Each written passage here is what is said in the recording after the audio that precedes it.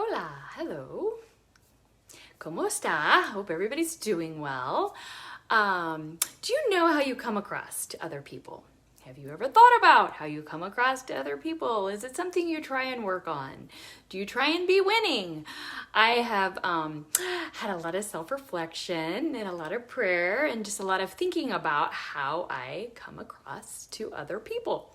And there's a quote I like from, I think it's Batman Begins or Batman, I don't know, it's the first one with Christian Bale. And it was like, it's not who you are in the inside, it's what you do that defines you. And I read another recent quote that kind of said the same thing, oh, you know your heart and your intentions, but you judge other people by their actions. And, we don't know each other's heart and intentions often, and we judge them by their actions or the words and the things they say and do. And I remember meeting someone for the very first time, and in the first few sentences, they went on and told me all about these hair straightening products that they really recommended and they thought were so great.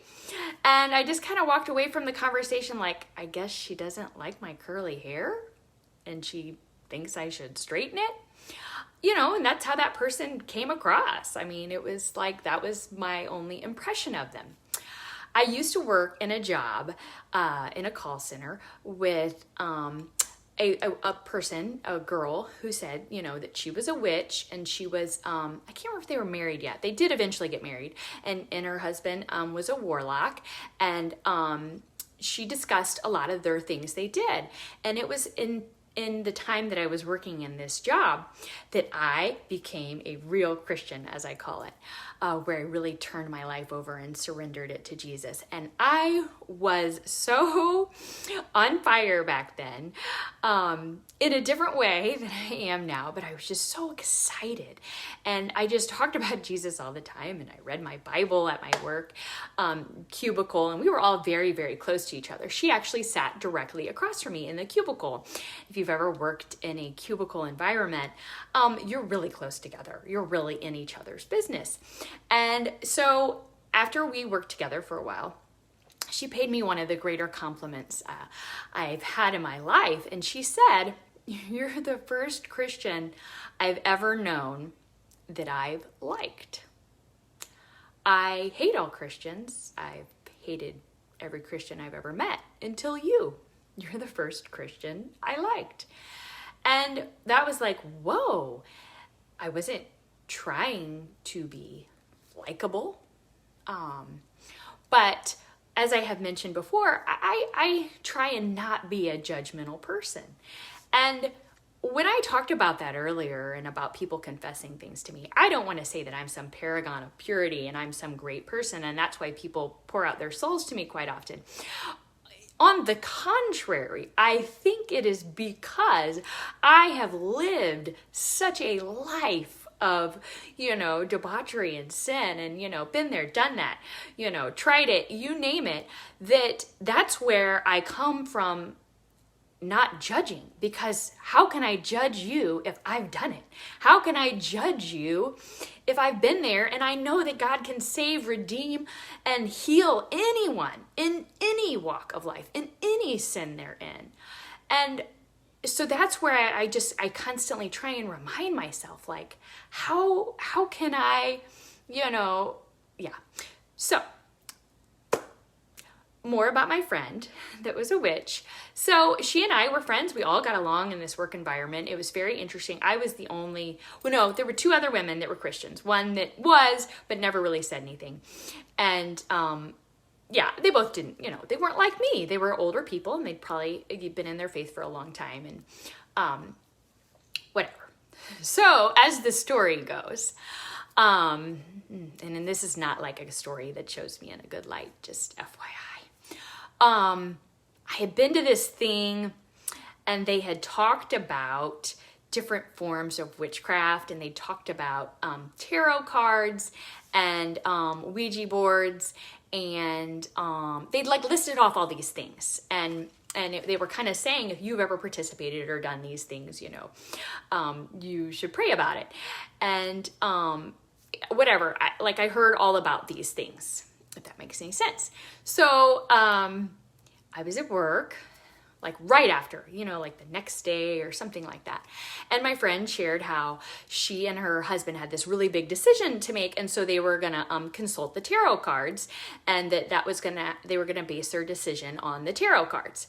And she said it, and she was like talking about the tarot cards, and I, like, under my breath, I didn't even say it like loud. I didn't say it directly to her.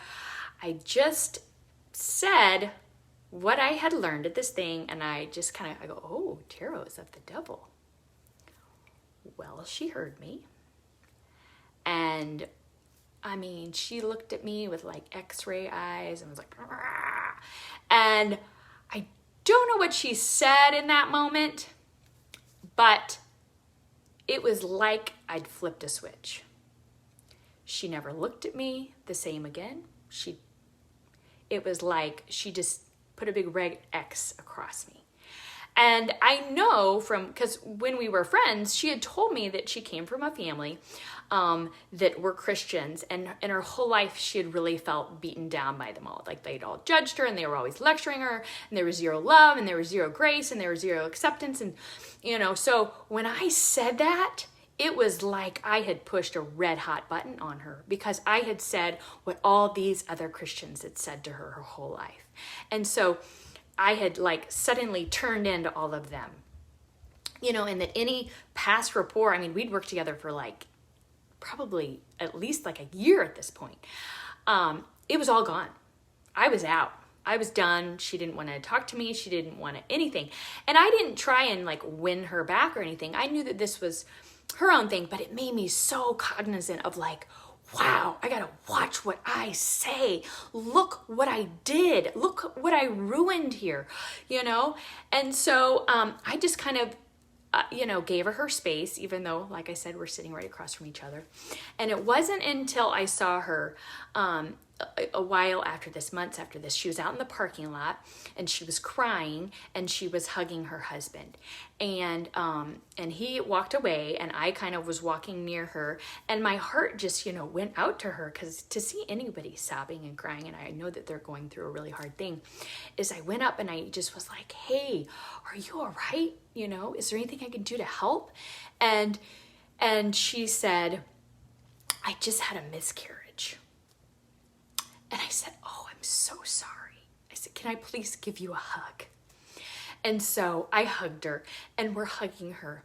And I said, can I please pray for you? I really want to pray for you. And she said, God won't listen to you about me. He doesn't care about me. Once again, I don't know that I thought, but I said, well, yes, he will. He always listens. He always listens to me. And so she let me, I can't remember, honestly, what she said hurt me, that's how she felt, that she felt that God wouldn't listen to her, that God didn't love her and want the best for her. And you know what I mean? It was just like this shocking thing for someone to say. And so, I really don't even remember if I prayed for her right then and there. But I was convicted today and put her on my prayer list. And I was like, I don't know where she is in life. I haven't seen her in a very, very, very long time. That was a very long time ago. But I want to pray for her. She's someone that God put in my path. And, what we say, it can hurt somebody. I hurt her when I said how I felt about that. And I just know that my job is to love and to share God's love and light, and not to share judgment. I mean, I saw what that did. When she felt judged by me, she didn't want to have anything to do with me. And so I just want to encourage everybody to just share love right now in this time. This is a trying time for everyone. Everybody is in it. No one is like, da, da, da, da, da, life is great. I mean, I'm kind of like almost annoying in that way, that, but that's only because I look to God for my joy, and my joy is found in the Lord and the Lord only. And you can't. And so, yes, so Lord, I didn't even do my scripture.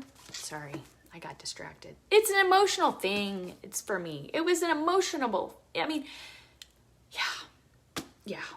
I hope she's doing okay. I'm going to pray for her. I'm going to keep praying for her. So this is Jesus, and Jesus is saying a prayer for all believers here. It's in John, because like I said, I'm in John these days. So John 17:20.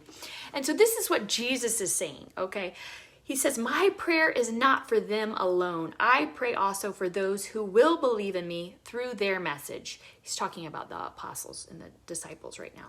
That all of them may be one. Father, just as you are in me and I am in you, may they also be in us so that the world may believe that you have sent me. I have given them the glory that you gave me, that they may be one as we are one. I in them and you in me. May they be brought to complete unity to let the world know that you sent me and have loved them, even as you have loved me. Father, I want those you have given me to be with me where I am and to see my glory, the glory you have given me because you loved me before the creation of the world. Righteous Father, though the world does not know you, I know you, and they have known that you have sent me. I have made you known to them and will continue to make you known in order that the love you have for me may be in them and that I myself may be in them.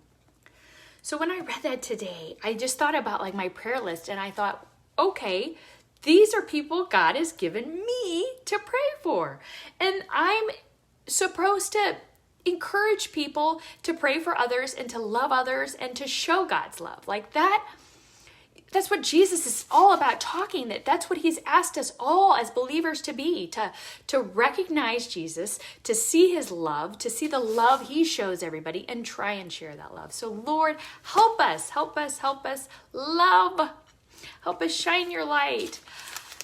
Help us to be aware of how we come across. Help us to be better at showing your love, Lord. Help us all to be better at showing your love. The world needs more love right now, Lord. Please, in your name we ask and pray. Amen.